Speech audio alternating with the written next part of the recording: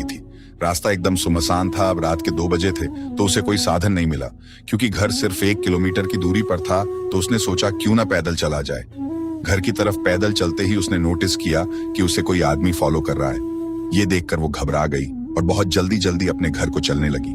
जब वो फिर से पीछे मुड़ी तो उसने देखा कि वो आदमी उसके एकदम क्लोज आ रहा है और वो महिला बहुत डर गई और डर के कृष्ण और बलराम को याद करने लगी। कुछ देर बाद जब वो घर के एकदम पास पहुंच गई तो उसने पीछे मुड़ के देखा कि वो आदमी अब उसका पीछा नहीं कर रहा था। ये देखकर उसे बड़ा रिलीफ मिला और वो घर को चली गई। अब कहानी यहाँ खत्म नहीं हुई है। 2 दिन बाद जब उसने न्यूज़पेपर में देखा कि जिस रास्ते से वो आ रही थी उसी रास्ते पर उसी रात उसी समय एक दूसरी लड़की के साथ कुछ गलत काम हुआ और उसे पता चला कि पुलिस की सस्पेक्ट लिस्ट में वो आदमी भी था जो उसे फॉलो कर रहा था।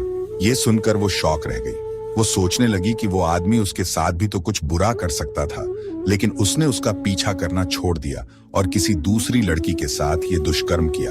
जब पुलिस ने उसे उस आरोपी की पहचान करने के लिए पुलिस स्टेशन बुलाया तब उसने उसकी पहचान करने के बाद उस आदमी से पूछा कि तुम मेरा पीछा कर रहे थे और अगर चाहते तो तुम मेरे साथ दुष्कर्म कर सकते थे, लेकिन तुमने ऐसा नहीं किया और किसी कारणवश मेरा पीछा करना छोड़ दिया और किसी और लड़की के साथ ऐसा किया।